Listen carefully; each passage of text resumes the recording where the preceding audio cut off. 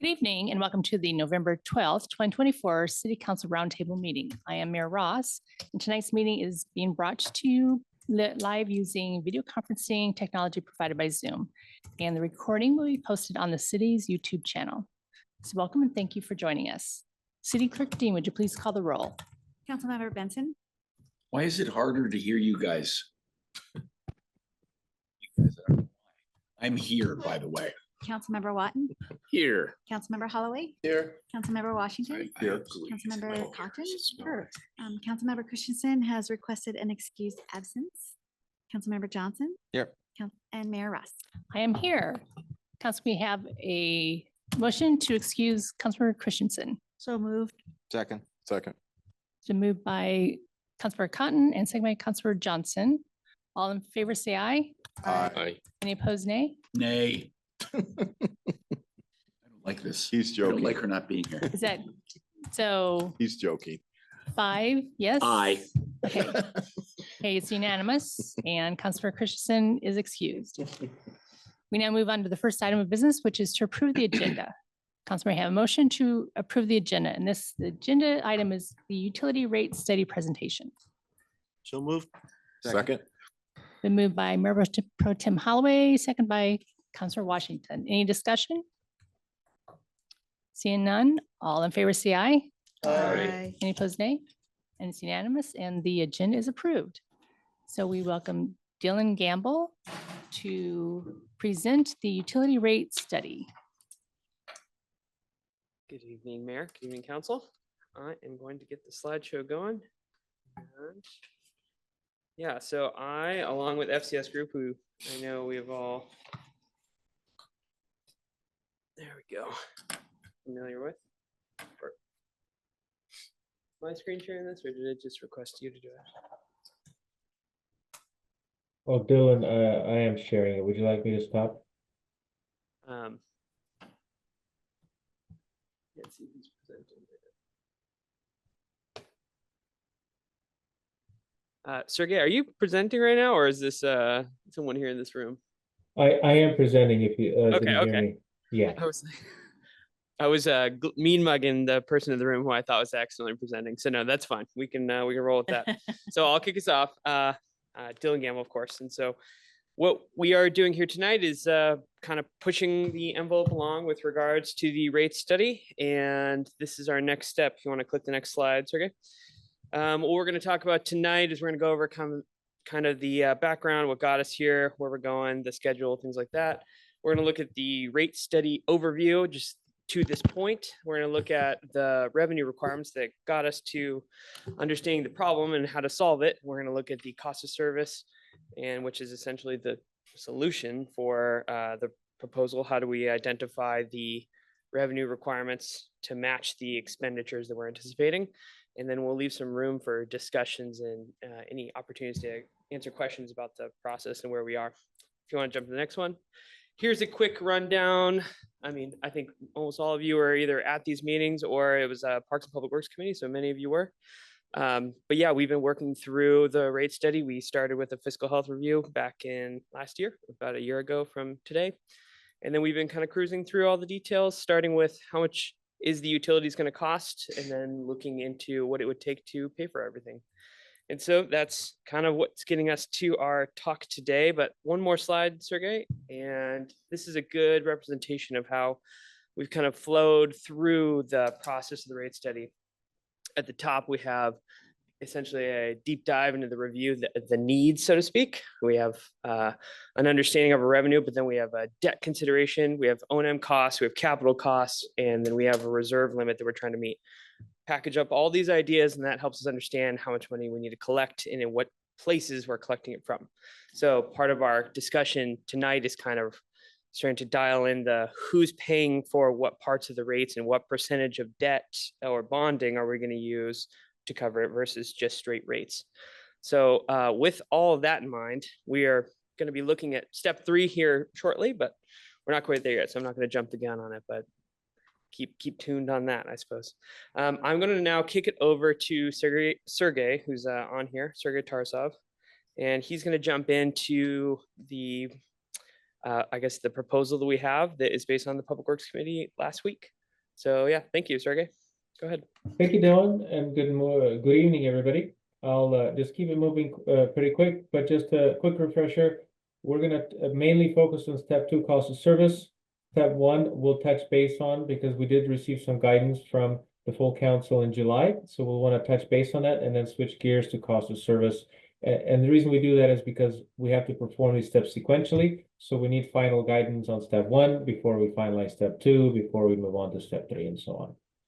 So as a quick refresher from the revenue requirement discussion in July, we presented 3 revenue requirement alternatives for the council's consideration at that time, and they all really circled around the idea of capital funding. We have a pretty robust capital program, and there are many ways how we can fund it.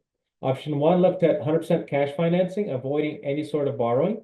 Option 2 looked at maximizing our resources, but really relying on debt.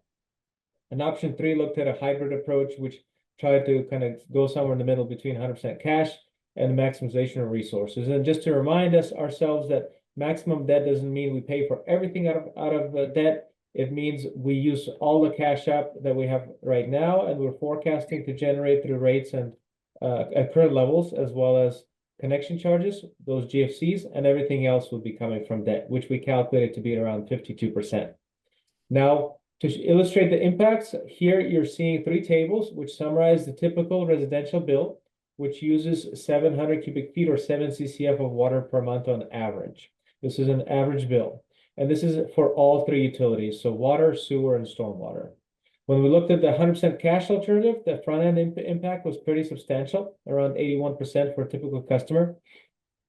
So we also looked at the debt scenario, which brought it down quite a bit to about 10%, followed by closer to inflation, around 4.8 to 3% thereafter, and a hybrid scenario that was somewhere in the middle. The guidance we received during that meeting from council is that, what about an alternative that looks somewhere between the max debt and the hybrid options? Because the max debt option didn't feel quite right for council in terms of the $38.4 million of debt we were forecasting. And the hybrid alternative was a little bit too high on the front end in terms of the double-digit increases for 3 years. So on the next slide, we presented the modified scenario to the Parks and Public Works Committee in October. And this scenario took into account the guidance we received in that July meeting. For the water and stormwater utilities, we looked at an alternative that brought down the debt issuances, trying to keep those increases below double digits on a combined basis. While in the sewer utility, we had to pretty much utilize the maximum debt scenario on the front end because the projects that are in the short term for the sewer utility cannot be moved, and we don't have enough time to ramp up our rates gradually. So the maximization of debt option still remained for the sewer utility. Overall, on the combined basis, because we were bringing down the debt in the water and stormwater utilities, we were able to bring down the increases in the outer years, at least for the second and the third year, below double digit. So the first year was a little lower at 12.3% for a typical residential customer. The next 2 years were around 6.4 and 4.6, and followed around that range thereafter. So this is the summary of the revenue requirement. Now I'll switch gears, and we can always come back with questions after the presentation. We'll switch gears to cost of service. Now, unlike the revenue requirement, which looks at the entire picture, how much money do we need to collect to meet our needs on a standalone basis? Here we dive a little bit deeper and look at interclass cost allocation, really focusing on the question of, do cost differences exist to provide service to different customer classes? Does it cost us more or less to provide service to residential versus multifamily, and so on? Now, when developing the analysis, there are industry practices for cost allocation, but we use your utility-specific information for facility sizing, usage information, planning, and so on to develop the analysis for your unique utilities. Now, just to kind of skip over the specifics in terms of a big picture results discussion, we found that the results are fairly similar to the prior rate studies. We have been making some progress, but we're still seeing interclass differences. And specifically for the water utility, the interclass differences are existing for the multifamily and irrigation classes. Here, the multifamily class is paying a little bit over their allocated share costs, while irrigation or retail irrigation, I should say, is paying less than their allocated share of costs. So again, very consistent to prior study that we did for the city. On the sewer utility side, the residential class is paying a little bit outside of that range for their cost of service allocation. So they're paying a little bit more than their allocated share of costs, while multifamily, as we found last time, is paying a bit more than their allocated share of costs. Lastly, the high-strength commercial customers are paying less than their allocated share of costs. And again, everything is consistent to the discussion. Now, the last time we talked with the council during prior studies, we presented multiple options how to address these issues, which include we pause and delay doing anything. We apply the increases across the board. The second option looked at doing it all at once. And the third option was to gradually phase in results over time, allowing customers to modify their behavior, also taking into account that some of our increases might be a bit already overall substantial. So we didn't want to compound those with higher increases as well. So based on that original logic and direction from prior councils, we presented a modified, updated phase-in alternative to the Parks and Public Works Committee during our meeting in October. Now, through our discussion with the committee provided us with some guidance, and we brought back another modified option, which we'll show you in the next slide in the November follow-up meeting. Excuse me, Sergey, can I jump in? Yeah. Just a point of clarification to try to help explain some of this. So if you don't mind actually jumping to the next slide, I'll call it out. But in the class section, I just want to give you guys an example of what maybe the commercial low and commercial high classes were, because it's maybe not clear. I know that it's pretty clear what residential is, multifamily is a little more clear, but yeah, commercial high and low. The very basic understanding of it is essentially how difficult is it for us to process and clean the effluent that we receive from those customers. So they get grouped into categories based on, there's actually a code section that explains it in more detail than this, of course.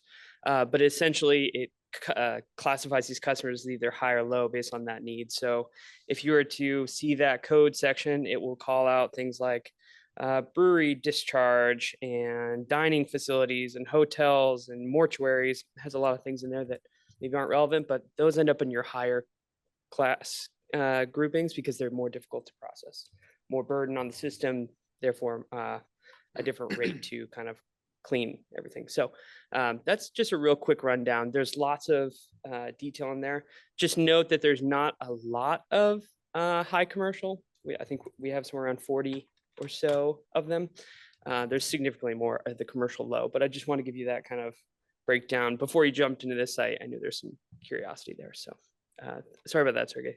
Not a problem. Yeah, it's mainly the high commercials are anything related with dining or food processing or anything of that nature is kind of a generalization of that. Now, in terms of the phase-in alternative that we developed, again, stayed constant and consistent to the prior findings. Any classes that were pretty much right on cost of service, like residential, were set to the overall average. So if you're looking at the tables on the slide, you'll see the water utility is summarized at the top, the sewer is at the bottom. Each table will have the system-wide average, which represents the revenue requirement that was proposed for that utility. So for the water utility, if you look at it just on the water side itself, without melding the bill combined, it was about 5.75% rate adjustment. Because residential was pretty much right on, we proposed setting their increase at the average increase. Multifamily was paying a bit much. So similar to the prior logic, we would allow them to grow into that class and set them at 0. So in effect, they're getting a 6% almost reduction in the rate every year if the overall 6% increase gets adopted. So by setting them at 0, they're getting a net effect of a reduction over time. Commercial is pretty close to cost of service, but was paying a little bit under their allocated share of costs. So they're increased a little bit above the average increase. And then retail irrigation was a bit underpaying, so they were set a little bit more above the average. Again, the goal concept was trying to mitigate the impacts while still making progress for the classes of service over time, getting them within that range of reasonableness. For the sewer utility, same logic was applied. Residential, in this case, was paying a little bit more than their allocated share of costs. So we utilize the same logic as for multifamily we just discussed. We set their increase a little bit below the average. So instead of the 19%, it was 18.5. Instead of the 6.5, it was 6, and so on. Multifamily was set a bit below the average in the front end years. So 7 instead of the 19, and then held constant starting in 2027. Commercial low was set slightly above the average. Commercial high, a little bit more above the average, trying to make progress, but again, mitigating as much as we can while still making progress, those increases. And then reclaimed water was set slightly above average to keep them moving towards cost of service. In overall, we are getting majority of the classes towards their cost of service. For the water utility, we're making about 50% progress for multifamily and irrigation. For the sewer utility, multifamily gets within cost of service by the end of the projection. The only class that's really outside of that range quite a bit, not quite a bit, but still outside of that range is commercial high. But again, we knew this going back to the 2016 study, and it's just been the slow and steady progress for these classes. So again, staying consistent to prior direction. Lastly, from the impacts perspective, before taking a look at some survey information, we wanted to provide a couple of impacts for a typical customer within each class of service. Now, I wanted to provide some caution here because the bigger the class, as we get larger in terms of commercial customers, the variability may be greater because some accounts might have more usage and a bigger meter, and then they may have different unit quantities. So this is based on the data that we have for a typical average commercial, residential, multifamily customer. Using that knowledge, you can see in the note down below the slide that shows us the summary of what we assumed was included in that average customer in terms of number of units, number of volume of consumption, as well as equivalent service units for the stormwater bill or a typical meter size. Now, for a typical residential home, they would see approximately a 12% increase for all three utilities combined for the first year, followed by close to 6%, and then a little under 4.5% thereafter. Multifamily would see a 4.6% or so increase in the first year, then down to 2 and 1% thereafter. And the reason why there's even an increase is because we have to take into account the stormwater utility. So any increases coming here are from the stormwater utility, except for the front end years where we do have a little bit of a sewer adjustment, as you saw in the prior slide. Commercial low is consistent with the residential class, a little over 12%, about 12.7, followed by 6.9, and then 5s or so thereafter. And lastly, commercial high is about 19, followed by 9, and then 6s or so thereafter. Hey, Sergey, before you jump to the survey Yeah. stuff, I kind of wanted to pause here and maybe check back in with the council. We can go into the survey detail. It's going to be similar to what we've had before, but thought this might be a good jumping off point given where the slide stands right now. So, Sure. Councilor Watton. Mr. Gamble, thank you for sharing this with us. My question is this: how do we know that this is the right distribution between residential and commercial? Because there was some reference that commercial is maybe paying slightly less, residential a little bit more. And I'm trying to absorb a 12% increase in this case, on residential. We saw some higher numbers in the earlier slides, and it just has me a little bit concerned. As a resident, I can't write off the expense. As a business, I can write off the expense as a cost of doing business. So with that in mind, help enlighten us. yeah, Sergey, can you jump to slide 17? I believe this is the slide that helps kind of showcase that why we're trying to match it up. So what this slide is trying to show, and this is specific to sewer, water has something similar in stormwater again. This is showing the kind of how out of whack is the cost being balanced across these classes right now. So with this chart, it's trying to showcase that commercial high is not paying enough of the bill, so to speak. They're getting a discount for the benefit they receive from being a participant in the system. And so what we're trying to do is get everyone much closer to the solid bar line. And what we are aware of is some variability in seasonality and some other things, or just we cannot get this number perfect. So we assume kind of like a plus or minus range of reasonableness, that if the customer class falls into paying the proper percentage for the total share in that reasonable range, then we're going to assume that that's pretty good. But we have a couple standouts that are pretty far out of whack. Multifamily has kind of historically shown up here. So we've seen that now several rate studies in a row, and commercial high is kind of similar. So is, and we can get into water as well. But I assume what you're really asking is mostly about how are we balancing these customer classes and why are we correcting them so hard, right? And this is that chart that kind of gets us to trying to create equity in the system for the customers that are paying into it. And that is essentially the why we're pushing things around to try to make it more equitable for everyone. But of course, what is also in here is how large the customer classes are. Some of the customer classes are paying, and you saw that in the earlier slide, they're a larger percentage of the sewer, so to speak, and they put more money into it. And so in some sense, that also plays a role in how quickly the numbers change, so to speak, because we still are trying to meet a dollar number at the end, not a percentage number. We're trying to collect enough revenue to pay for the utility. That's a literal dollar number. And we kind of work backwards through the entire need. And then we work backwards through class and specific utility. And that's the short of it. And Sergey, please jump in if you would like to get into more details or correct me. Yeah, I mean, we're just due to time, we're providing you the results, but really there's a lot more behind the allocation process. So really what the cost service does is allocates cost by function of service and classification of service using billing statistics, which kind of indicate how each class is using the system. And we compare that how we collect the money from that class now. And if there's a significant difference, it indicates to us that there may be some interclass shifts that may need to be taken into account.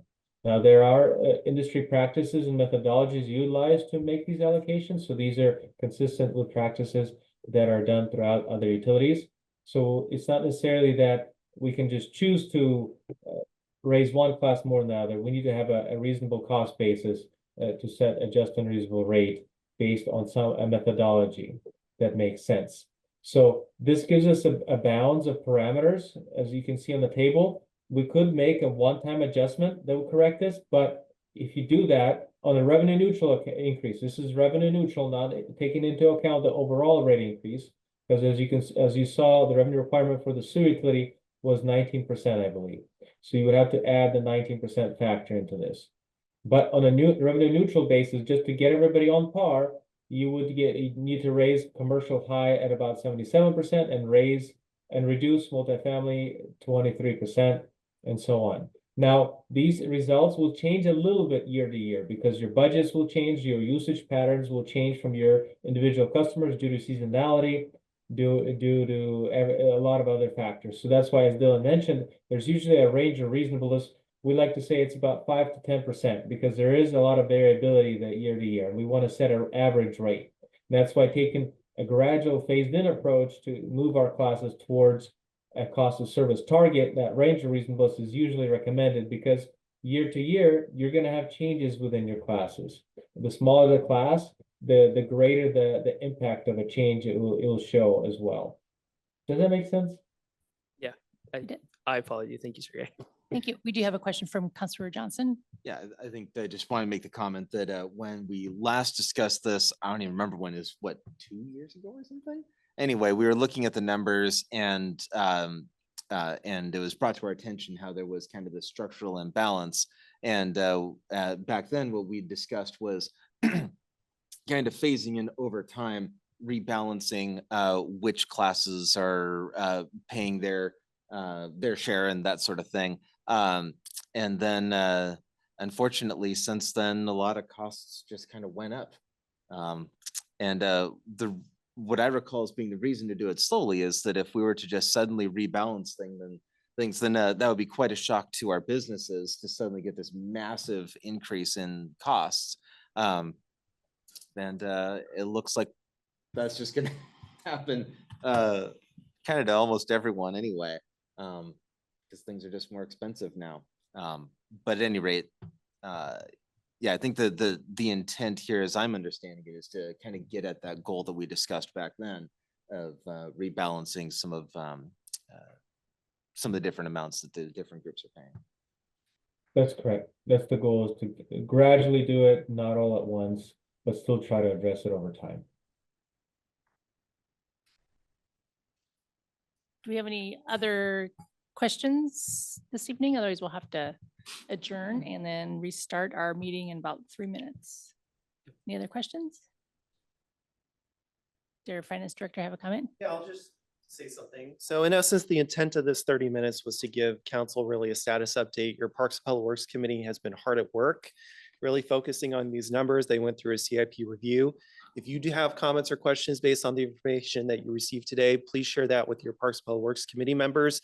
In addition, please feel free to send us an email as well, and then we can attempt to address the questions. But the intention really within the 30 minutes, I know I'm the genesis of the 30 minutes, probably could have gone longer, but we'll leave it at that.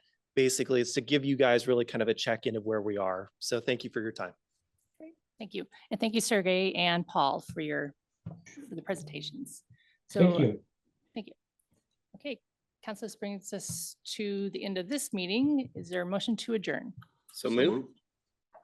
Is there a second? Second. Okay, so moved by Councilor Watton, second by Councilor Washington. All in favor, say aye. Aye. Any opposed, nay? We are now adjourned at 6:57. It's 7:01, and we just completed a roundtable. And let the record show that all council members are present except for Councilmember Christensen, who has been excused. Council, please stand and join us in the Pledge of Allegiance. Councilmember Johnson, would you please lead?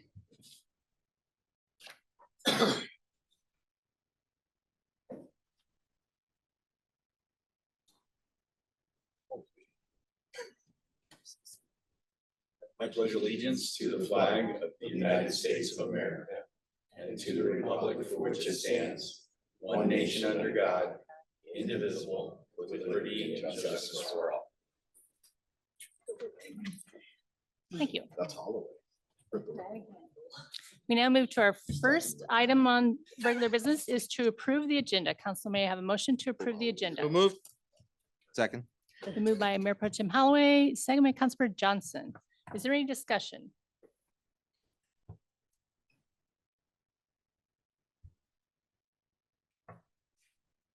Seeing none. All in favor of the agenda, say aye. Aye. Any opposed, nay? It's unanimous and the agenda is approved. So tonight we have a public hearing for AB 24-105 and AB 24-106, certifying an increase in property taxes and 2024 property tax levy. And no one has signed up on the sign-up sheets for the public hearing. I will open public hearing at this point. We did invite community to provide comments. We did receive an email with public comments today. And we are not accepting online public comments during this public hearing. There, as I mentioned, there have been options on providing written comments or attending the meeting tonight. So at this point, is there anyone in the council chambers that wish to provide public comment?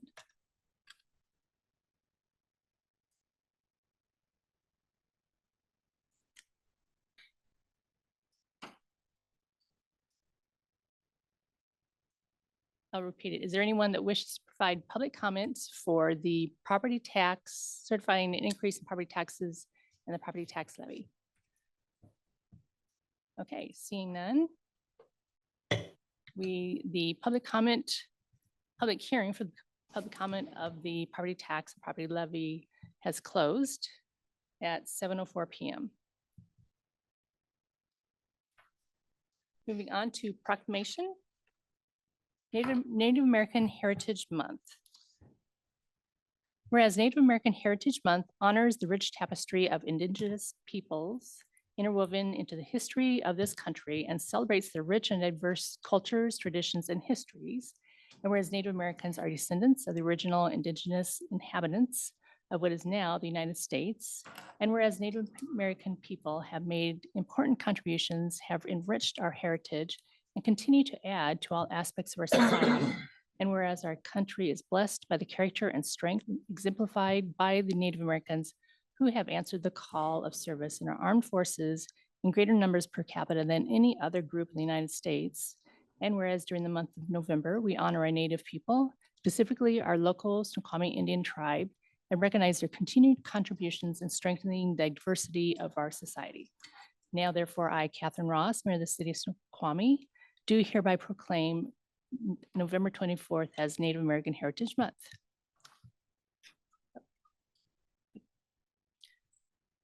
Next item on the agenda is time for residents to comment on items that are not on the agenda. And no online public comments will be accepted during the meeting. Written comments are encouraged to be submitted in person or by mail or by email to cityclerk@snoqualmiewad.gov. First of all, is there anyone in the council chambers that would like to provide public comment? So please raise your hand. Okay. Seeing none, public comment is now closed, and we move on to the consent agenda, which contains approval of the city council meeting minutes dated October 28th, 2024, approve the claims report dated November 12th, 2024, and the AB 24-062 Meadowbrook Farm Docent Services Memorandum of Agreement. It's an MOU. Is there a motion to approve the consent agenda? So moved. Second. Been moved by Councilor Washington and second by Councilor Cotton. Is there any public comment regarding any of the items that are on the consent agenda? So raise your hand. Seeing none. Council, is there any discussion? Right. Moving to a vote. All in favor of the consent agenda, please say aye. Aye. Any opposed, nay? And it's unanimous, and the consent agenda is approved. Moving on to ordinances, the first ordinance this evening is AB 24-055, amendments to the Snoqualmie Municipal Code, Titles 14 and 15, implementing Senate Bill 5290. Excuse me, this is the second reading of ordinance 1293. Councilman Washington, would you please read the introduction and motion? Okay, introduction. The requirements of Senate Bill 5290 pertain to the timelines by which local jurisdictions planning under the Growth Management Act must process certain permit applications. The proposed text amendments would bring the Snoqualmie Municipal Code into compliance with the requirements of Senate Bill 5290. Cities are required to comply with Senate Bill 5290 as of January 1st, 2025, or the deadlines in Senate Bill 5290 will be imposed on the city. So the action. Move to adopt ordinance 1293, amending the Snoqualmie Municipal Code to comply with the requirements of Senate Bill 5290. Second. It's been moved by Councilor Washington, second by Mayor Pro Tem Holloway for the implementing Senate Bill 5290. With that, is there any public comment? If so, please raise your hand. Seeing none. Tonight we have our Community Development Director, Emily Artecha, available to answer any questions. And I believe we did have some changes that we made. So Councilor, do you have any questions? Councilor Benson. Yeah, if somebody was, this takes effect on January 1st, correct? If somebody had an overdue request already, months overdue, does the waiting period begin anew on January 1st, or is it he's already got a case? Already got a case. Okay, so January 1st, he's got a case. Well, you have to submit a permit and. He doesn't have retro- to submit a new permit in order to have a case come January 1st. It applies to permits that are submitted on January 1st or after. That's when the legislation goes into effect. If he's been waiting longer than these permit processing times, I'd suggest he come and talk to the person processing the permits and find out why. Yeah, I mean, Okay. But he can expect to not be told it'll be 90 days from January 1st by, say, the county, for example, who's also subject to this. yes, that's correct. Okay, all right, thank you. Counselor, do you have other comments or questions? Seeing none, moving on to a vote. All in favor, say aye. Aye. Aye. Any opposed, nay? And the motion passes unanimously for AB 24-055, the amendments to municipal code implementing Senate Bill 5290. Thank you very much. This is a lot of work. I'm glad that it's over. Thank you. Next, we move on to AB 24-089, school impact fees for 2025. This is a second reading of ordinance 1294. Mayor Pro Tem Holloway, would you please read the introduction and motion? This is it. It's from community development. No, it's from FNA. Oh. Right there. Committee. Oh, okay, sorry. Right. Introduction, annual update to school impact fees for 2025 on behalf of the Snoqualmie Valley School District number 410. As this is second reading, move to adopt ordinance 1294, updating Snoqualmie Valley School District's impact fees for 2025. It's so exciting. They're dropping mice. Sorry It's a about May I have a Moment. second? that. Very long course. Second. Been moved by Mayor Pro Tem Holloway, second by Councilor Watton. Is there any public comment regarding the school impact fees? If so, please raise your hand. Seeing none. Tonight we have Community Development Director Emily Artecha, who would be happy to answer any questions. Notice we also have online Mr. Stokes from the school district.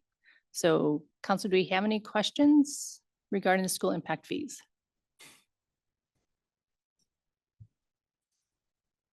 Okay. Right. Seeing none, we will move on to a vote. All in favor, say aye. Aye. Any opposed, nay? And it's unanimous to approve the AB 24-089 school impact fees for 2025. Thank you. Thank you. Our third item is AB 24-105, certifying an increase in property taxes. This is the first reading of ordinance 1299. Mayor Pro Tem Holloway, would you please read the introduction? All right. The city of Snoqualmie requires a regular levy in the amount of $8,813,555, which includes a 0.089% increase in property tax revenue in the amount of $76,504 from the previous year in order to discharge the expected expenses and obligations of the city of Snoqualmie.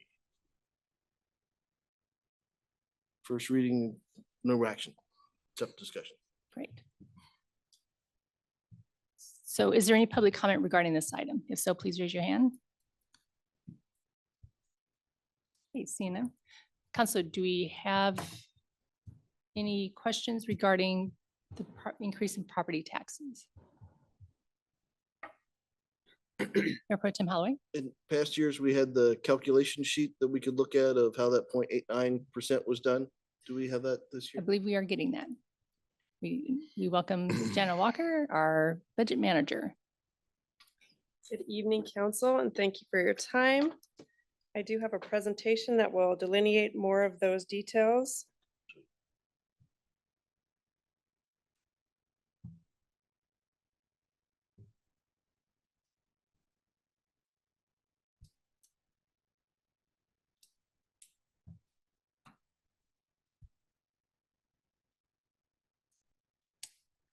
Okay. So we have two ordinances up for discussion today. And just as some background for these details, that we use in the state of Washington budget-based property tax, which means that we're not establishing a rate, we're establishing a total dollar value that we will levy for the city. And then we'll back into the rate based on the assessed valuation that we receive from the King County Assessor's Office. Now that rate is subject to certain limitations. some of which you know, the allowable increase percentage, we are allowed to increase our property tax by 1% every year or by an inflationary adjustment, depending on which is lower.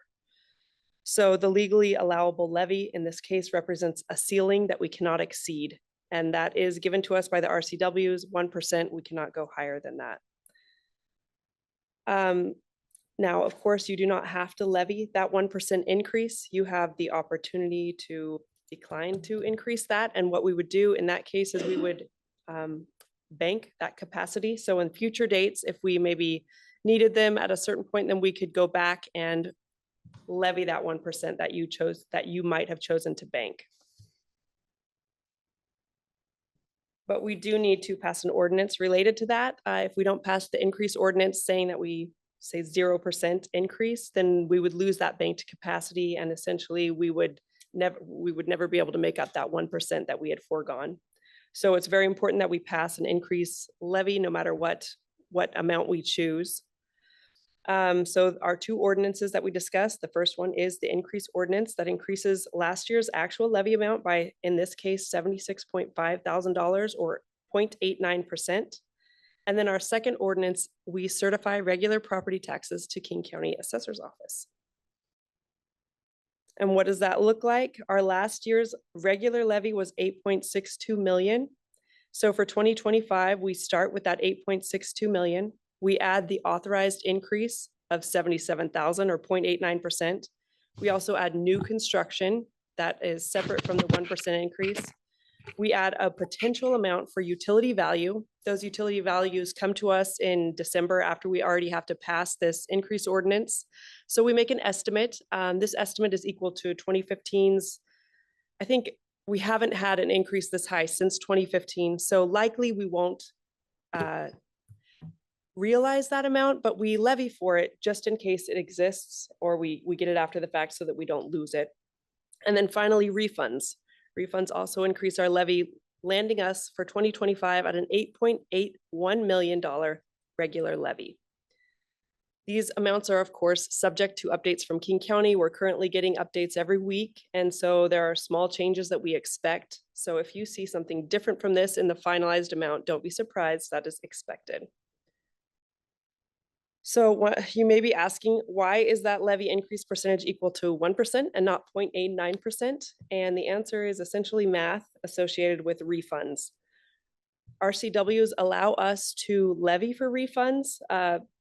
Refunds, examples of those are administrative things. Maybe somebody double paid, or maybe their assessed value was off and it had to be adjusted. Those are some administrative things. Also, that court proceedings can change and result in refunds.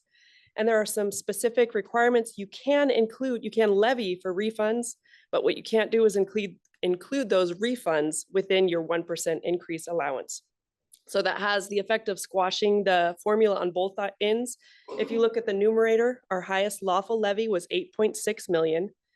We multiply that by 1% and we come to 86,000.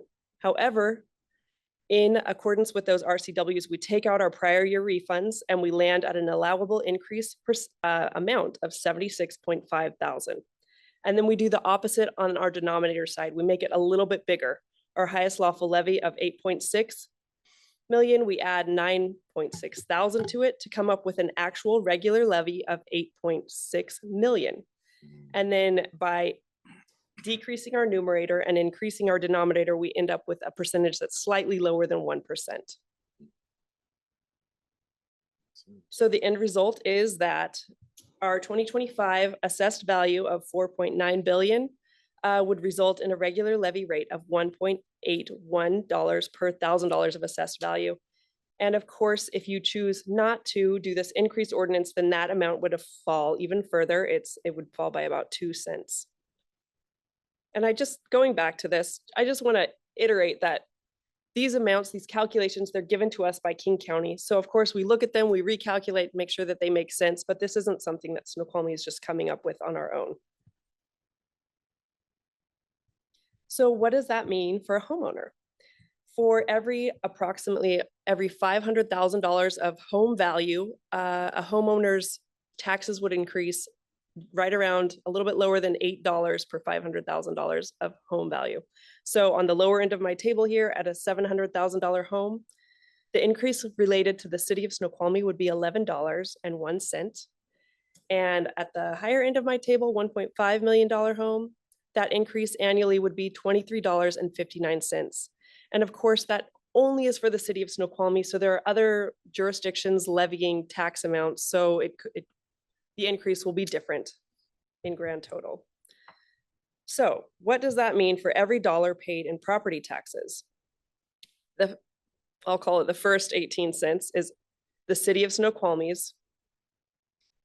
And then after that, we have 13 cents would go to King County, 34 cents would go to the Snoqualmie Valley School District, 25 cents to the state school fund, and then 10 cents would go to other smaller things like libraries, hospitals, the port, etc.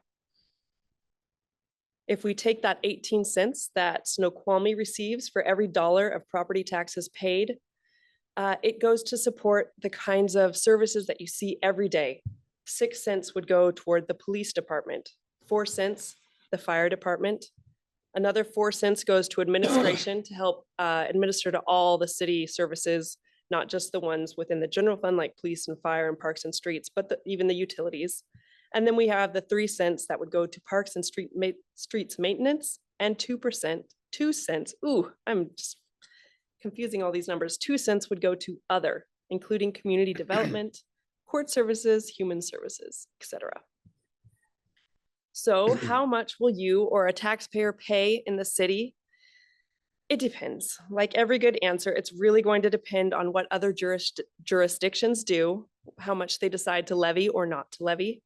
It will depend on what your neighbor's property values look like. It will depend on whether yours increased, whether there's remodeling and things like that. So it's all relative to what happens to your neighbors and to you, and then in the jurisdictions at large. So you won't have an exact answer until you receive your property values and that finalized levy rate. But there are some considerations as property tax values go up. There are some ways to remediate to help with those increasing expenses, especially for senior citizens and disabled individuals and the certain low income folks as well. These are all available at taxrelief.kingcounty.gov. And I'll go into them quickly, but I would recommend if someone is interested in getting some kind of tax abatement to go to these sites, and you have to do it annually. In most cases, you need to go in annually and make sure that you qualify or figure out how you might qualify. So it's available for senior citizens over the age of 62, retired persons with disability, or veterans with at least an 80% total disability who own and occupy the residence for over 6 months a year. There are income limits of $84,000. And as I said, I would go straight to taxrelief.kingcounty.gov to find out more information.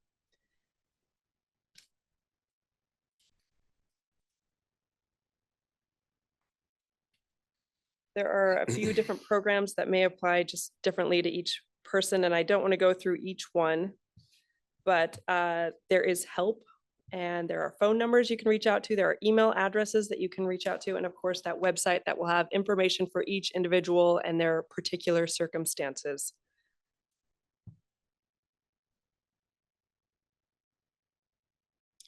So next steps for our ordinances, this is the first reading. After I'm done presenting, we'll of course have questions if you would like to. And then the second council meeting in November, the 25th, that will be the second reading of the ordinance. We'll have a brief summary and question time again, and then you can adopt the ordinance versions that you are interested in. And with that, I'll turn the time over to you for any questions. Councilor Cotton. Thank you. I know this is a really naive question. Why is it that the state of Washington Department of Revenue can't get the utility tax information out to you before December, when the decisions are having to be made about putting the numbers in for all these things, and you're having to guess this type of thing? I can only speculate on that. I don't really have a good answer. I know that they're currently updating the assessed value for residents, and the number changes every single week. So I can imagine that they're going through many versions and changes and comparisons. The same thing that we do as we prepare for the budget and other. And I think our finance director has a comment, so I will just let him answer that. Well, wouldn't it just be wonderful if they could coordinate this so it all like flowed? It would. and It's a work in progress, right, for the Department of Revenue. So I think they have certain probably statutory deadlines in which they need to get their assessed valuations completed. But we've got a deadline to get our property tax information to King County and their elected officials by November the 30th, basically for them to be able to wrap that into the approval of property taxes in early December. So it is a coordination issue. Fortunately, we can probably ask that question in the Department of Revenue overall, but it's just been historically, it's been what it is. And yeah. So I guess a question regarding that. So are we losing value then on the potential increase by putting in a high number for utilities and later I saw last year it was 0. So what we're doing is saying the highest possible levy that we can. So if the levy amount ends up that it has to be lower, at least we've achieved where we need to be. We've achieved a ceiling, even though it will likely be down here. If we didn't include that utility revenue, and for some reason there was a small amount, then we would just lose that. okay, thank you. Council, we have any other questions? No, a couple of years ago, we were at 20 cents on the dollar. So it we continue to lose some of the amount of property tax we're getting right now. It's 18%.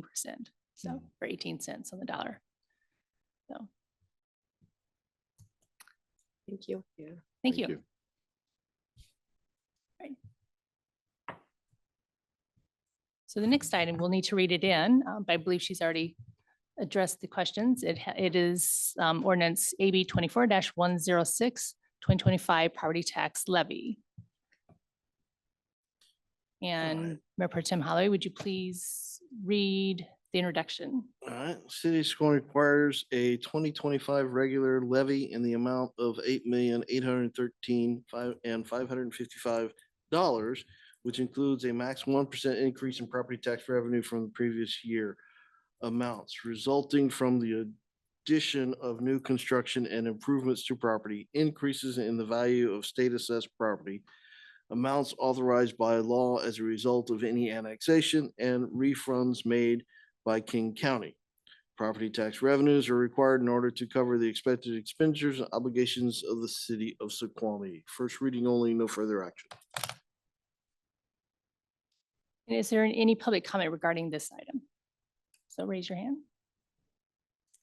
Seeing none.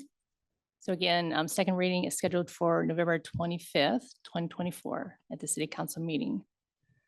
Next item is public safety. Is there any report for Public Safety Committee? This time, no, there's not. Thank you.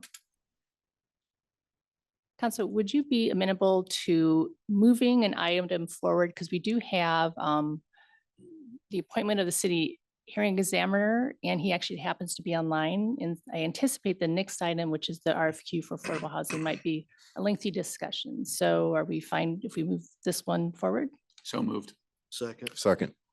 Thank you. Moved by Councilor Benson, second by Councilor Washington. All in favor, say aye. Aye. Any opposed, nay?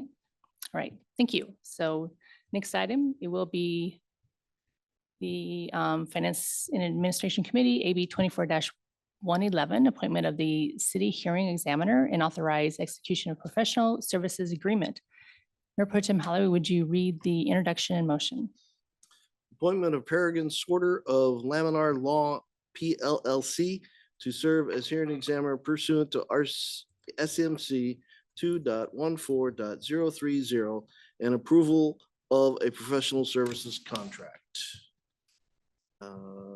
Motion to confirm mayor's appointment of Peregrine Sorter as city hearing examiner and authorize the execution of a professional services agreement. May I have a second? Second. Been moved by Mayor Pro Tem Holloway, second by Councilor Washington, to approve the appointment of city hearing examiner and authorize the education execution of professional services agreement. Is there any public comment regarding this item? So please raise your hand. Seeing none. Community Development Director Artecha, would you please provide an overview of our selection? Mr. Sorter works for Leminar Law. It's a newly formed law firm that he works with another partner on. He's also representing several other cities doing hearing examiner work. That includes Arlington, Des Moines, Port Angeles, Cedar-Woolley, and Woodinville. And he's been recommended after an interview to become our new city hearing examiner.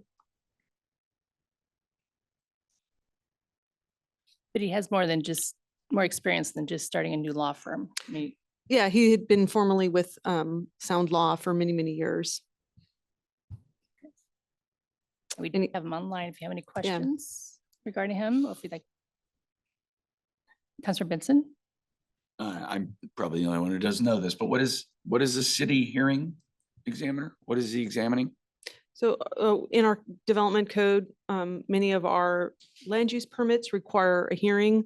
Some of our appeal cases, for example, remember the mill site had required a hearing examiner. So that's a decision that's not made by the city council. It's not made by the staff, but by the hearing examiner. So it's a typical component of a community development department. Okay, I was mostly asking for Rob. Oh, and typically they are lawyers by trade. Mr. Sorter has a lot of experience outside of just being a hearing examiner. He was with the Washington State Court of Appeals, Division II, where he assisted judges in drafting appellant opinions, and other experience beyond that as well. Thank you. Councilor Johnson? And I believe that the alternative to hearing examiners that had been used in the past was planning commission and council, as the code said, before we move some more things toward the hearing examiner, if I remember correctly. And the idea is that most of us are not trained legally, whether we're on the planning commission or on the city council. So we might step on something that we didn't maybe want to do. Whereas the hearing examiner has a little bit more background to prevent those kinds of problems from happening and making sure that they are properly neutral and following all the various things that they are trained to do. Councilor Benson? So would this completely remove our responsibility for those sorts of hearings? Like it would just. We just get a new one. Our old one resigned. Right.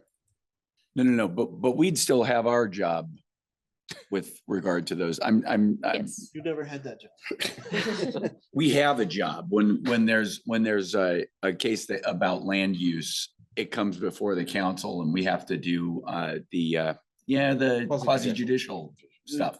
This would not replace that. No, Correct. This none of would- our responsibilities are changing. So we do have our interim city attorney, Linehan, who would like to comment on that.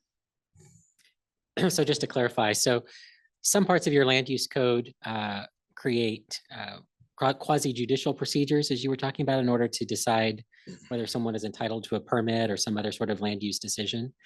Other parts of your land use code and state law give council legislative discretion to do different things, set policies that relate to land use. So to the extent that there are proceedings in your land use code that ultimately depend on a policy, discretionary policy determination, hearing examiner will be holding a hearing and issuing a recommendation for council to then make its own decision. For things that are quasi judicial, the hearing examiner will actually apply the law to the facts presented to him, not to a policy choice, but to a specific set of legal criteria in your code, facts that are presented in support of those criteria, and then issue a decision, which can then sometimes be appealed to higher, court or shorelines hearings boards or things like that that are set apart in state law. But yeah, so the things that that state law and your code entrust to the council's discretion, you are not assigning away to a hearing examiner. But things that you would otherwise be acting as a quasi judicial body and acting like a judge, your code assigns a lot of those duties to the hearing examiner so that you don't get in the middle of that anymore. The hearing examiner, who's a trained lawyer, can make those decisions. Councilor Johnson? Yeah, that's what I was referring to, and that I believe that a couple of years ago, we transferred some of those duties from the council and the planning commission to a hearing examiner to make those decisions. That again are not policy related. It's just like, here's law. Did you meet the law or not?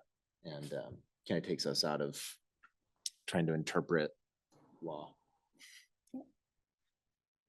Should we invite Peregrine Sorter to say a few words? Maybe he has some. Okay, can we promote him, Jimmy?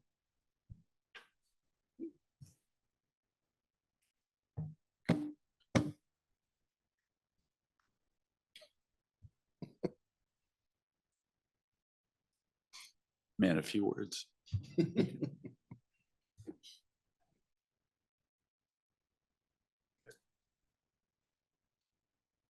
Hello, can you hear me? Yes, we can. Yes. Hi, Mr. Sorter.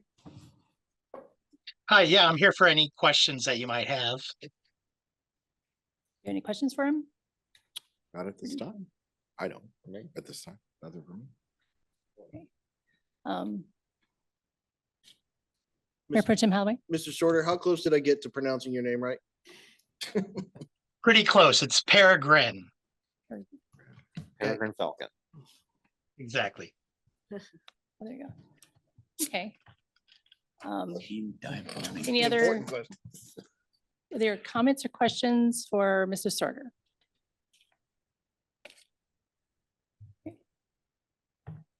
Okay, I guess we'll go ahead and vote. All in favor, say aye. Aye. Any opposed, nay? And the motion passes. And so we will be appointing and executing a contract with Mr. Sorter.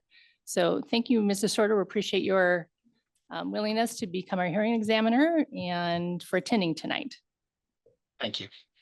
Thank you.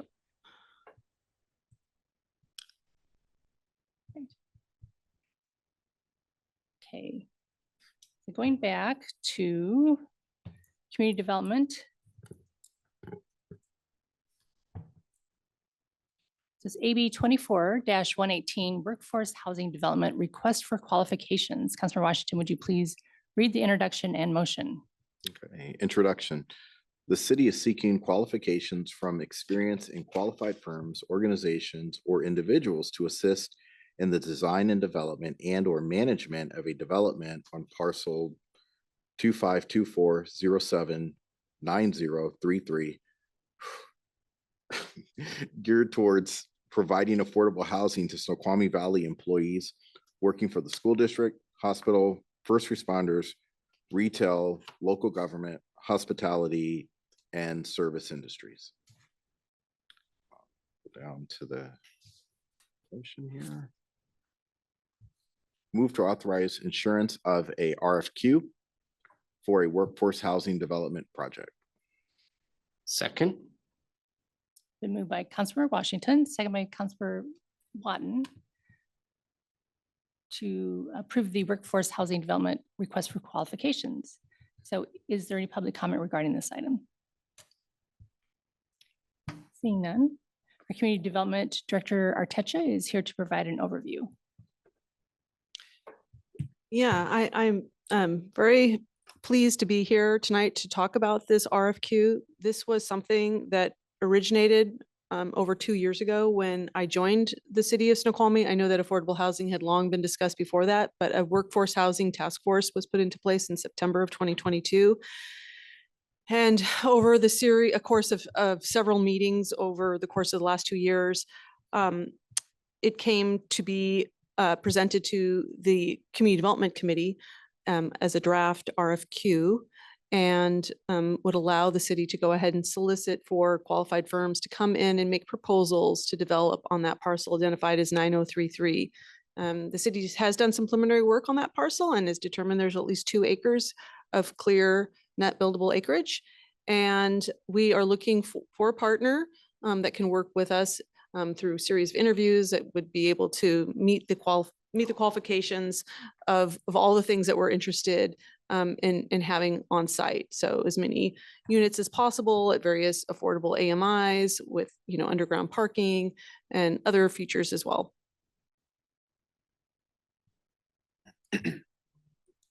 Council, do we have any comments? Community Development Committee reviewed it. Do you have any insight? Mayor Pro Tem Holloway? Well, and Annette, just in the introductory, it said Snoqualmie Valley employees. Is there an intent or capability to limit to this to Yeah. people only employed within Snoqualmie Valley? And should we, or do you mean residents? So, Counselor Washington. no, I agree. I agree in the spirit of what you're saying. So yeah, when you read this, I mean, it's workforce housing. With that said, I'm having a little heartburn after, and service industries, I'm not ready to make a motion yet. I want to open this up for discussion, but I'd be a lot more comfortable having that and after service, after service industries and Snoqualmie residents. Because as it reads now, you could read this as being exclusionary only to Snoqualmie Valley employees. And the reality is it would be open to anyone within that AMI ban. Counselor Watton. I appreciate the sentiments. And while we always want to make sure that we take care of our employees, our residents first, there has to be a bit of caution because it depends on the funding sources, cannot exclude people because of where they work or where they live. However, I will say this, those that are going to end up in the long term are going to be employees more closer to where the housing is, but there's never going to be a time when you can say it's exclusively for Snoqualmie residents, exclusively for Snoqualmie employers. But one of the big differences is when we go through the development agreement as it works out, is we can say the preference, our preference is to make sure that we make this available first to those that work and live in Snoqualmie. But there's going to be a fine line and we're not going to exclude. And that's been the whole purpose. The group that's been working on this for the last couple of years is Snoqualmie Valley Affordable Housing Coalition. And a similar project is going out for bid right now over in North Bend. They were first at bat, we're second at bat, but we're very close behind. And it really comes down to the financing parameters, because if there's federal money involved, it says you cannot limit who is situated there, but you can have a wait list that starts here. So I guess that's the biggest difference. So I think, and here's the other final thing, and that is 80% of our workforce in North Bend and Snoqualmie, and currently we have 10,000 employees, 80% commute in from outside our community. And a good majority of those folks are coming over 18. So this is going to be very critical. And with that, that's 8,000 people. We don't have 8,000 housing units. This is a fraction, but hopefully a good step in the right direction.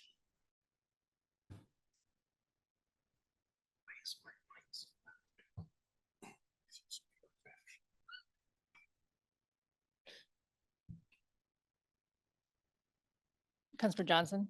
Yeah, I see kind of both sides of it. I guess my only wondering would be what would be the harm of saying and residents at the end of the list, because it clearly does seem to be leaning toward the employees being the purpose. But not exclusively them. And it also doesn't specifically say they're only employees. It doesn't say no residents allowed, so I don't mean to imply that it does. But I suppose that I don't see a downside of having a little bit more inclusive language, just tacked on at the end of it. But I don't feel strongly about it one way or the other.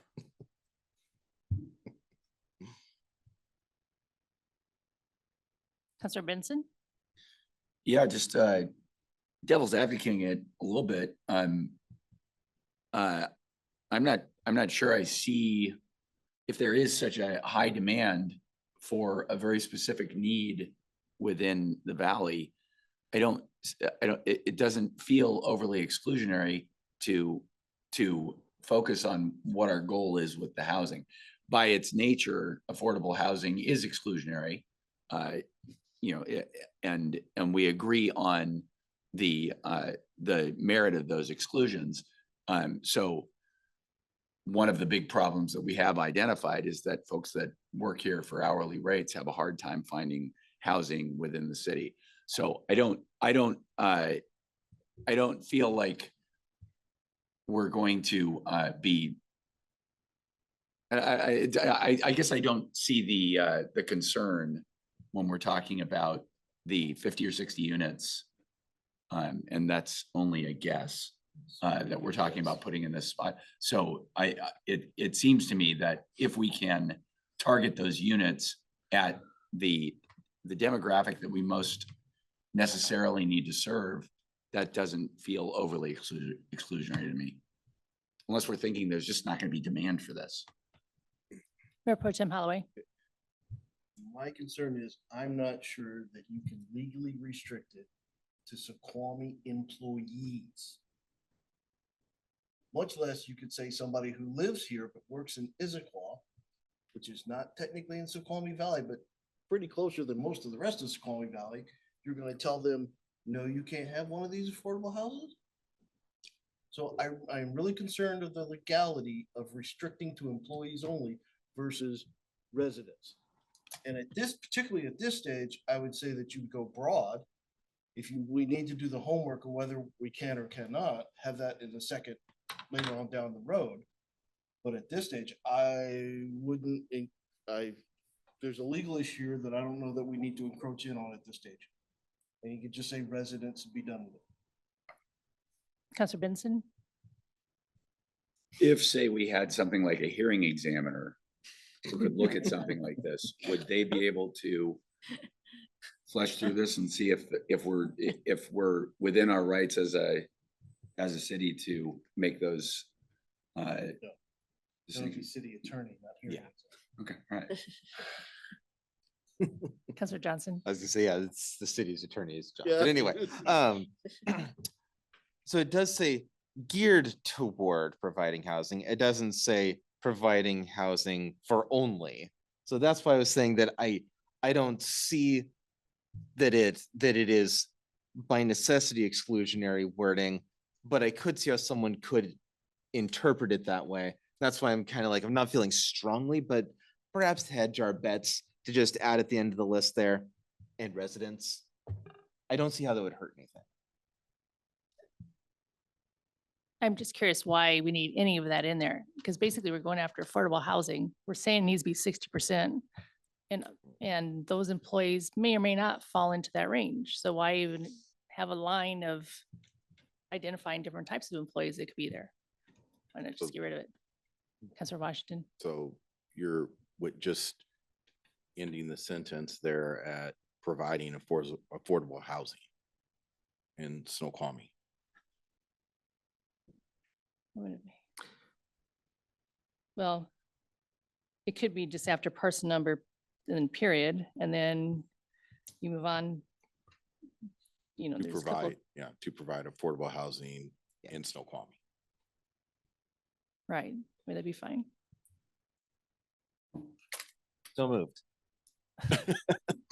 I'm not sure I could make a motion. No, he Counselor made the Vincent? motion. He's the second. Yep. What? Second.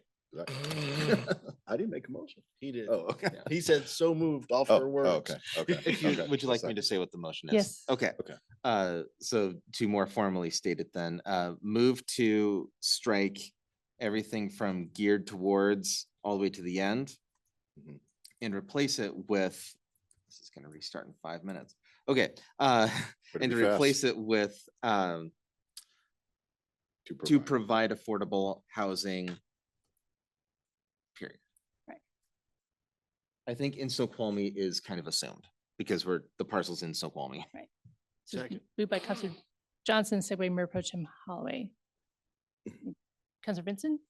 Yeah, I guess my only concern is that if we identify specific needs that we have as a city, to the extent that we can, I think we should address those. And I hear your concern about doing it legally. Absolutely want to do it legally. But if we can do it legally and we've recognized that we have this specific need within the city, then we should be, as much as we can, addressing that need. Yeah, Counselor Washington? sorry. I guess I would just counter with, that's a very big need. I would say probably the largest need, but I'm also thinking about other households, multi-generation, families that their, offsprings can't afford to live in Snoqualmie, who want to live in Snoqualmie.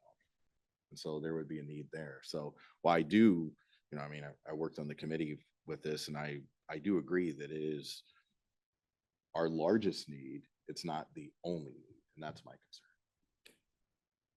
Counselor Johnson?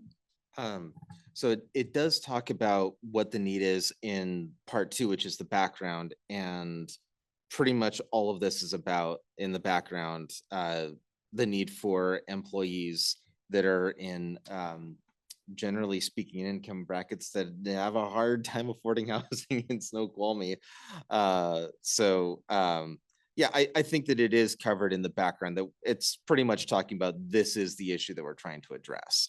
So if the motion passed as is, we wouldn't be striking that the need is, I think, fairly clearly stated in the background. Counselor Cotton? I just wanted to add in, since we're kind of getting a little into the nitty gritty. Well, this part only says affordable housing up in the introduction, but this is really geared towards affordable housing and workforce housing based on the two different financial background available for that. So is that something we need to address as well? Instead of just saying it's affordable housing, which would, or do we need to include affordable and workforce housing? Presented by AMI. Yeah, that's what I'm looking at, is the distinguishments of affordable and workforce by the AMI. Counselor Johnson, you have a comment to So that? there's a paragraph in the introduction that talks about those various issues. It says managing creative, affordable workforce housing. And then it breaks down the various AMIs in that kind of third paragraph in the introduction. The background.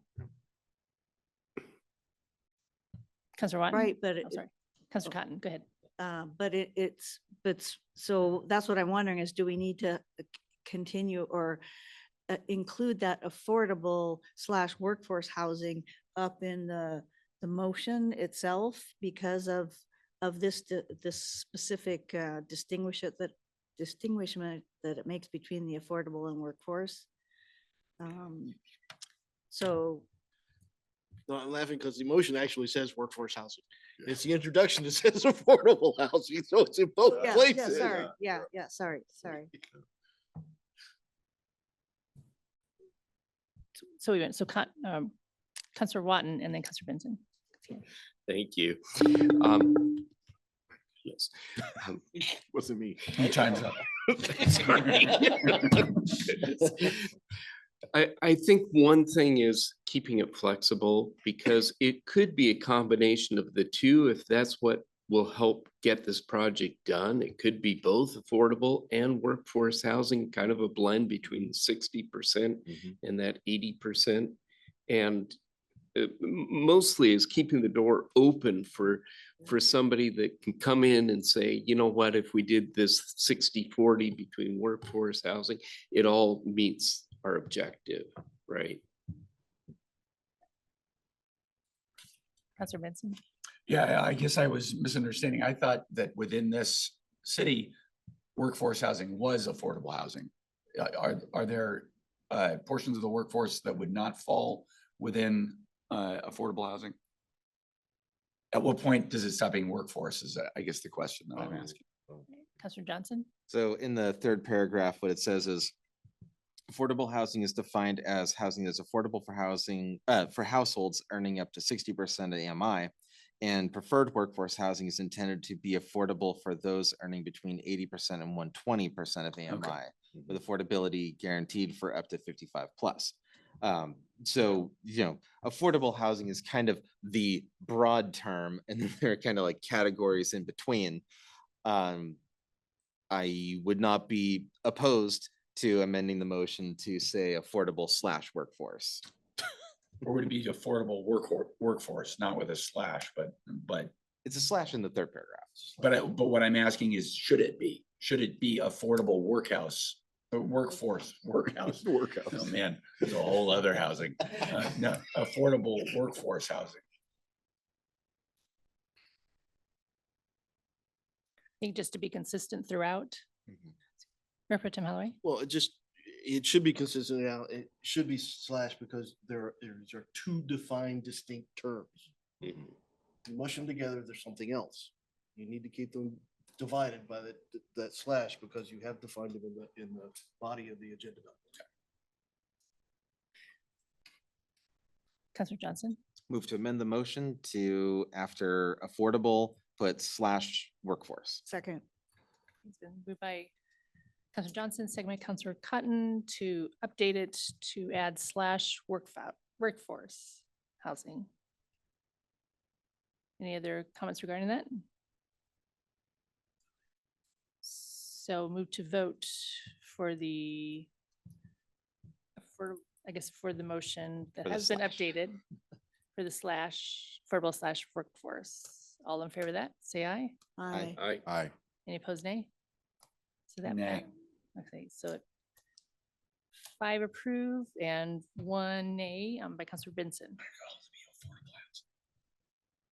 And then going back to the motion of removing all the wording geared, starting at geared and the rest of the sentence and adding to provide affordable / workforce housing. All in favor of that, say aye. Aye. Any opposed, nay? So unanimous to add that motion, or the motion has been approved. Sorry. Counselor Sorry, Washington. Just to, so the last motion was to basically strike everything after the Oh, yeah. parcel number. That was in the introduction. Yes, Okay, well, introduction, but we're gonna strike everything after the parcel number. And then we're gonna add the sentence to provide affordable housing, affordable workforce housing. affordable / workforce housing. Okay, and that was the last motion on the table. Right, and that's what we just That's voted on. that's it. Okay, got it. Oh, wait, I gotta make a distinction here. Because I heard your motion as changing the motion on the agenda bill versus changing the introduction. Were you changing the introduction or changing the motion? It was his motion. He updated his motion. He made a motion. I'm asking what he made a motion to change. Counselor Johnson. Okay. I thought that I made clear, maybe I didn't. My motion was to change, there's a sentence in the introduction that says geared toward providing, and then all the way to the end of that sentence to strike everything from geared to service industries and to replace it with to provide affordable housing. Okay. We updated that by saying affordable / workforce housing. And that is my interpretation of what we Okay. just did. Right, we approved that, and then we went back and approved that whole the slash and that motion. Counselor Benson. Yeah, I'm sorry. I'm not trying to be obtuse. I just don't understand this. It seems like what we've done is structured this so that it could end up being no affordable housing. It could just be all workforce housing. Am I misunderstanding what we're talking about here? Because if we're not talking about affordable workforce housing, then we could be creating a housing a development that will provide housing to workforce within the Snoqualmie Valley that wouldn't necessarily have to be affordable.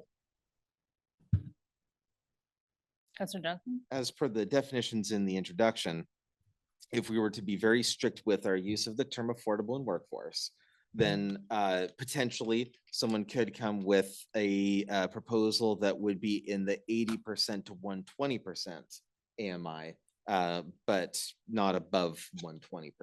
Okay, all right.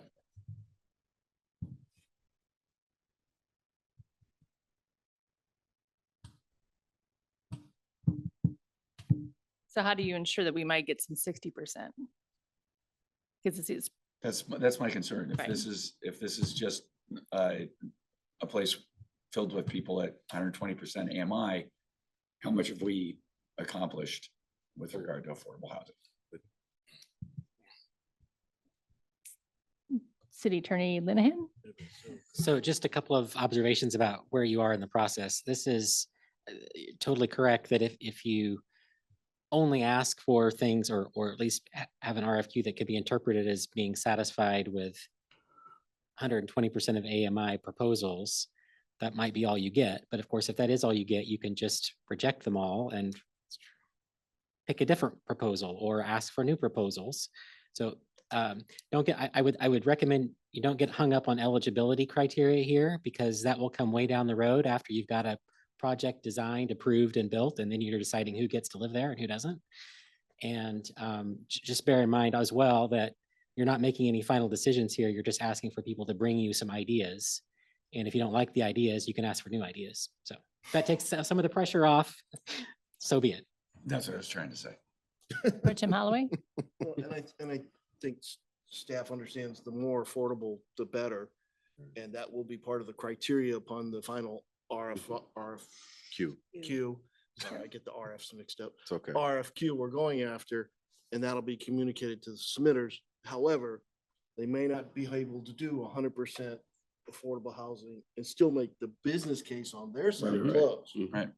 So we got to give them leeway to try to navigate between. That's a good point. And this will help with meeting our statewide mandates at the Growth Management Act, the new legislation, King County. I'll continue on. Housing bite of the element, elephant. housing strategy plan, housing needs analysis, middle housing. Okay. Councilor Johnson, do you have another? I'm good. Okay. So are we just fine with it? Move on to the final motion? Right? Good. All right. So Issuance of an RFP. I guess all in favor of AB 24-118, the RFQ for affordable workforce housing development with the updated wording. In favor, say aye. Aye. Aye. Any opposed, nay? Congratulations. It's very exciting to get this done. Thank you very much. It's quite an accomplishment. Yes, Councilor Johnson. Just wanted to, I don't know what the proper motion is or point, but anyway, thank you to staff for their hard work.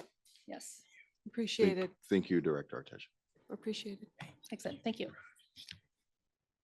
Is there any further report for community development? Thank you for your flexibility. It's all good. Councilor It's all Washington. good. Is there any further report for Oh, community development? no, not at this time. From community development, not this time. Great, thank you. Any further report for Parks and Public Works Committee? No. Right. And any further report for F&A? No further report. Okay, and the next item is 2025 legislative priorities. Mayor Pro Tem Holloway, would you please lead this discussion? And you've got attached kind of the legislative priorities that are kind of written up.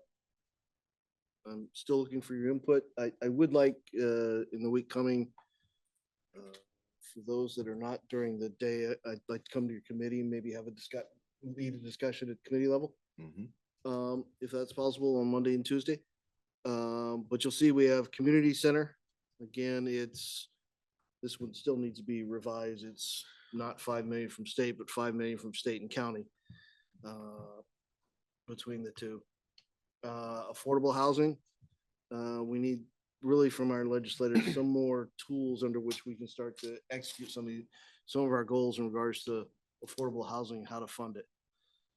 Public safety has taken this and has put some additional comments in here. So you've got those already.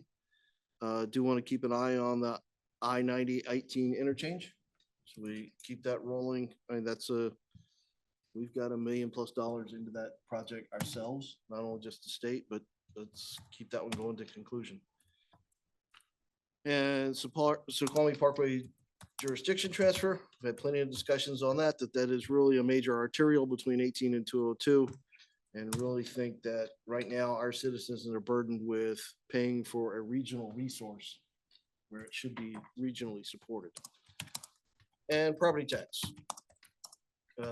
Given that it's 3%, the 1% cap results in a structural deficiency. I want to get into discussions on that. I mean, I think that was the intent of the original law that was put in place, was to drive that structural inconsistency and go from there. But give me your feedback on these, how they need to be tweaked or corrected, and let's have discussion. Again, I would like the Monday and Tuesday committee meetings. I already attend the Tuesday ones. I'll come to the Monday ones. We can have a brief discussion on these and make sure these are right. Now that the elections are over, one way or the other,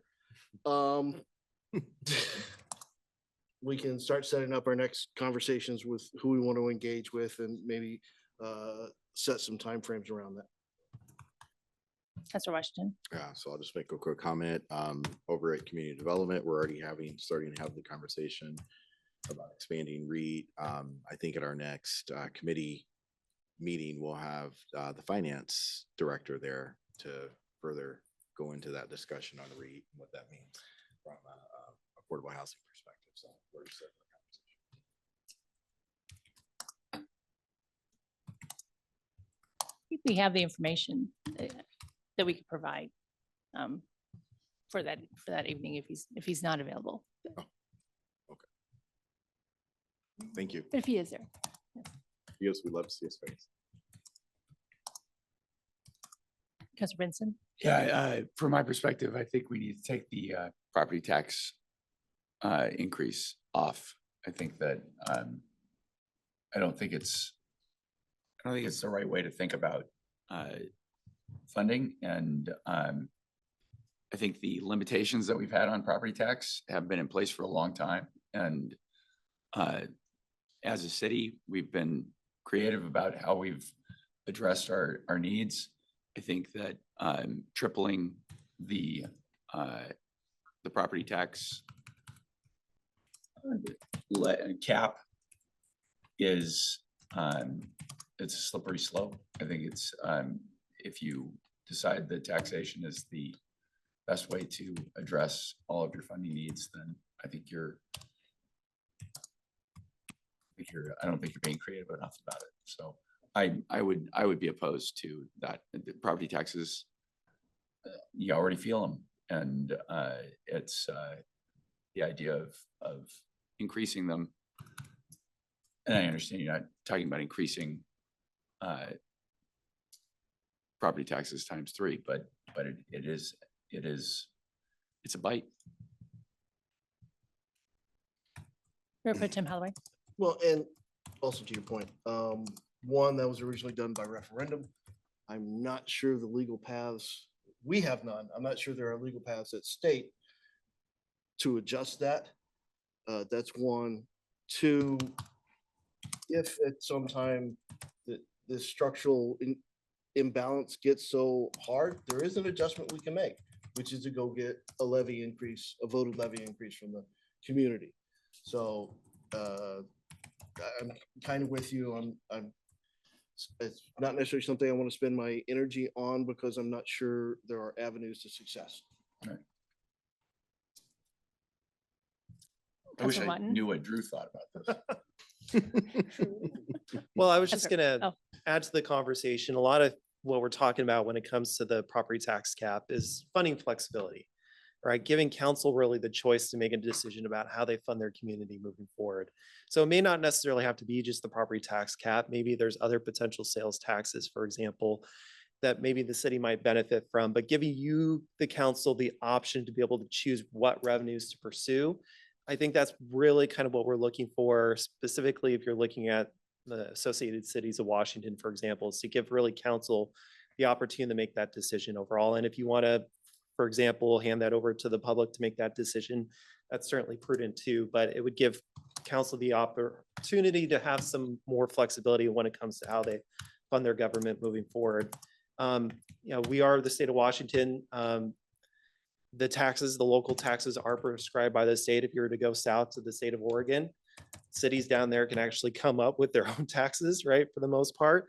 And so we are very much restricted into what we can do. There really isn't that many good options. And if we're thinking about what kind of cards do we have to play in our back pocket, increasing those cards available to us might be important in the future. Councilor Watton. Thank you. I would concur with my colleagues on the property tax. I think the other option that we have, and I'd like to see greater flexibility around sales tax, because you can go down to Issaquah, pay 10.1% sales tax. Nobody thinks I can order that online and have it delivered at my residence in Snoqualmie. We get the sales tax and it's a lower rate. Nobody thinks that. They're not as cost sensitive. And I think that, if we could get the state to modify it to allow those communities where we are stretched for financial resources and give us more flexibility in adopting a higher sales tax, not to exceed our neighboring cities, that would have more of an impact here on our budget, positive impact. So anyway, I agree though that property tax is not the thing that we should be focused on. Councilor Washington. Yeah, no, I agree with Councilmember Watton on that. And just as we see the brick and mortar paradigm change and, retail coming, being delivered straight to the end user, that model is going to continue to grow. So absolutely. Councilor Johnson.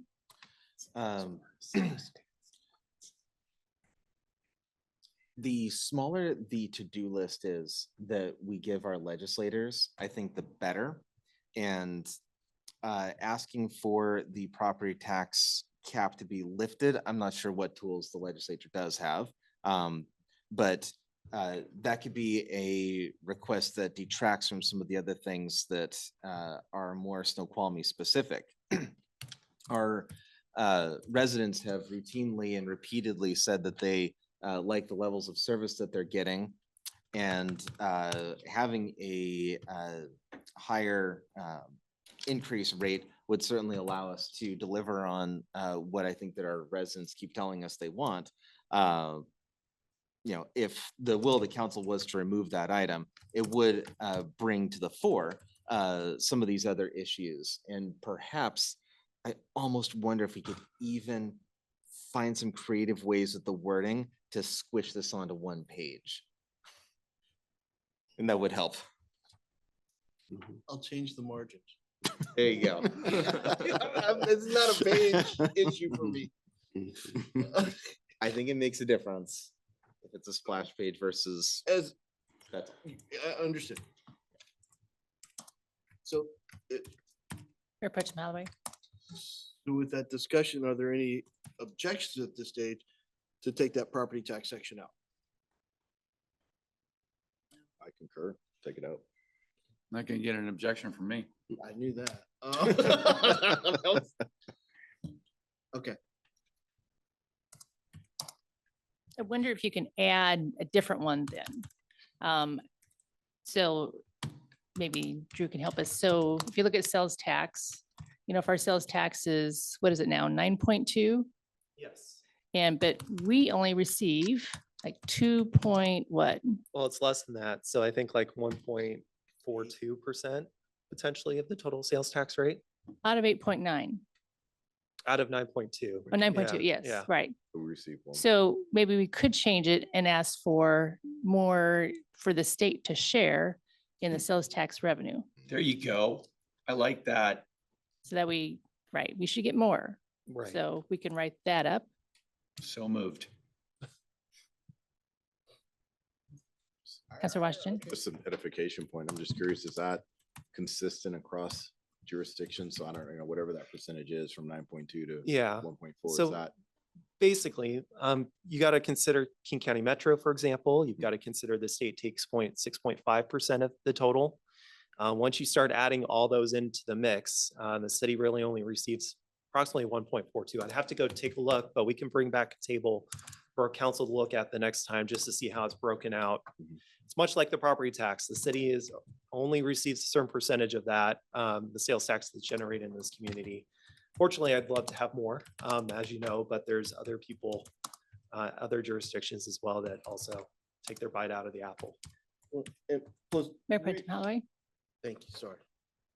We are legally restricted as to what sales taxes we as a city can implement, That's correct. and that's at a state level, Mhm. right? So it's kind of the same across the board, but each city may have varying jurisdictions overlapping. And that's why you probably see a higher rate in Issaquah. They are in the RTA, Regional Transit Authority, and do have that tax burden there that we don't. So there's, in that case, there'd be more coming out of that. If you will.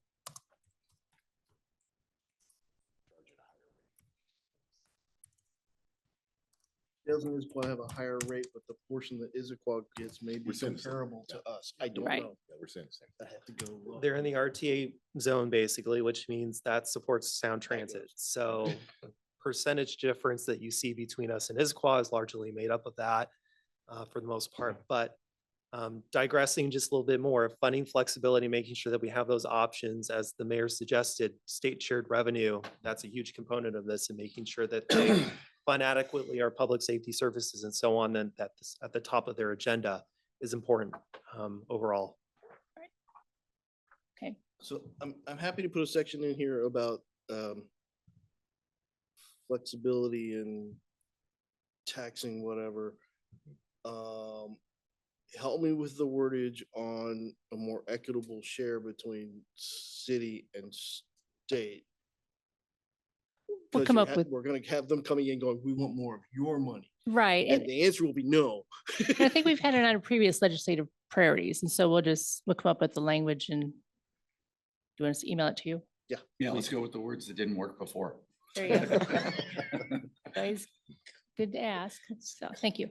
I guess I do have a question regarding the opioid settlement. It seems like we're already receiving funding for that. And we're for that. So Councilor Watton. I believe Councilmember Cotton had, sorry about that. Councilmember Cotton has some things that we're going to look at in public safety and come back with. And I think it's important for us to point out that out of the opioid settlement, only got a little bit more than $1 per resident per year to address it, which comes out to be about 16,000 a year. And there are other tools and mechanisms it's not going to address everything. And so show up at the next public safety meeting. You can hear more. Sounds good. Okay. Any other comments on legislative priorities? Oh, I guess the other thing is, if we're going to meet with our legislatures, we probably need to set up a meeting. And so we'd be happy to do that. Do we want it in the next meeting in November, or do you want it I guess just December 9th? First meeting. December 9th? Well, I think we asked them what's their schedule availability, and then let's work around their schedule availability versus having them work around our schedule. I think they have time. Councilor Watton. If the mayor would relay the information to them now that we are looking tentatively for December 9th of inviting them in, and it would be in a workshop, right, at 6 o'clock. Is that what you're thinking? That's what we did last year, I believe. Oh, okay. So like 6 PM on December 9th.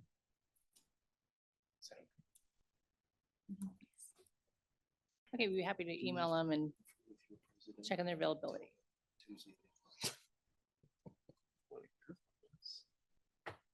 All right, moving on. So mayor's report. So a couple things. I participated in Legion's Manufacturing Days. So Legion has TGP, which is the glass company in our commercial district. And so it's Manufacturing Day. I shared my background in manufacturing, and they invited in students from Mount Si. And so there were 50 Mount Si students there that are in various programs, including welding, construction, and engineering. And that event gave them a great overview of what manufacturing is.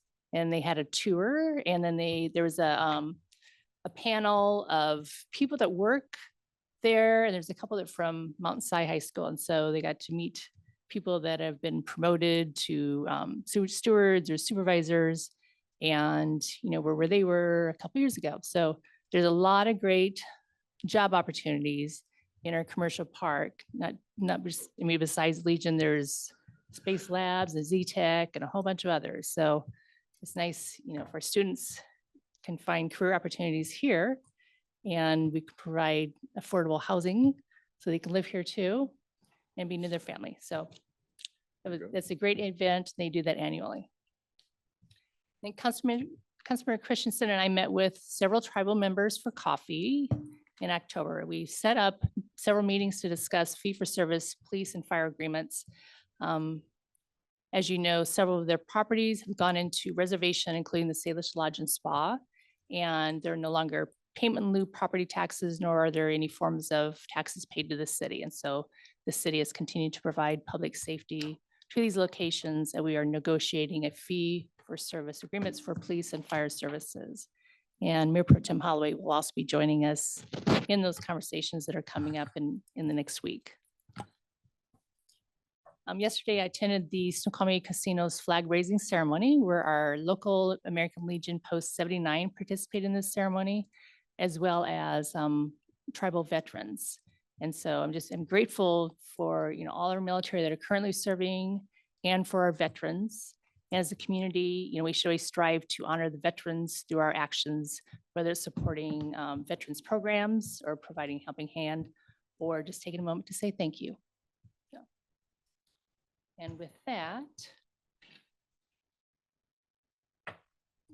the commission and committee liaison reports. Do we have any reports? Councilor Cotton?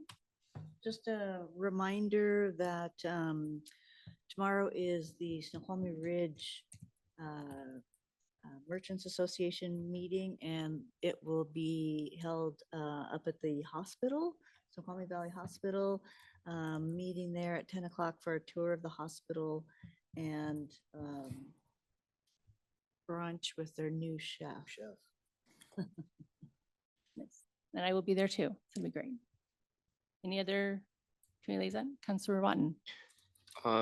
Two very quick ones. One is November 18th, public safety meeting is going to be at 4:30 p.m. and it's on school safety. And we have a presentation being brought forward by King County and the University of Washington. We inadvertently were left out of the program that was offered to other school districts in South County. I learned about it at the Regional Law, Safety, and Justice Committee, saw the presentation, and I thought it was very helpful. So I reached out to Chief Lynch and as well as Superintendent Dan Schlotfeld. And so we're going to have an initial meeting, 4:30, and come and listen on that. There's not going to be much input because we've got to cover a lot of things. And then December 4th, Housing Chats, part of the Snoqualmie Valley Affordable Housing Task Force. We're going to be diving into senior housing and a project over in Key Center, which is rural part of Kitsap County. And that's with the mustard seed, and Eric Blegan is going to share with us what they found, and they've developed 40 senior housing of graduated care there. And so we're going to learn a little bit about it. In January, we're going to take a field trip over with Susan Kingsbury Como over to Key Center to actually see it. It's brand new, and it was a project that was brought forward with the help of the USDA. It will take 10 years to do. So the good news is, by the time it gets built, I might be eligible. Thank you. Any other updates? Okay, and this month this may we also have the department reports are in your packet, so feel free to read and review. So we do have an executive session this evening pursuant to RCW 42.30.1101B to consider the selection of a site or the acquisition of real estate by lease or purchase when public knowledge regarding such consideration would cause a likelihood of increased price, lasting approximately maybe 10 minutes. Those attending executive session will include our interim city attorney, David Linehan, community development director, Emily Artecha, and our acting city administrator, Chief Lynch. And city council, we could take a 5-minute recess and reconvene at, let's see. So we will come back at 8:30 and then we'll be done by 8:40. And there will be no action is anticipated following conclusion of the executive session. So council will adjourn directly from the executive session and not return to the open session. The city clerk will be informed of the concluding time, which will be reflected in the meeting minutes. So with that, we will go into 5-minute break and then executive session started at 8:30. Mayor Pro Tem Howie, If it's just a 10-minute executive session, do we need a 5-minute break? it's up to you. Want a 5-minute break? I say we cut it to 3. I say we skip it, and we do it after. Okay, Let's just dive into the executive fine. session and okay, get done. we will do that. That sounds good. So we will be done with our executive session at 10:36. Get home. Thank you.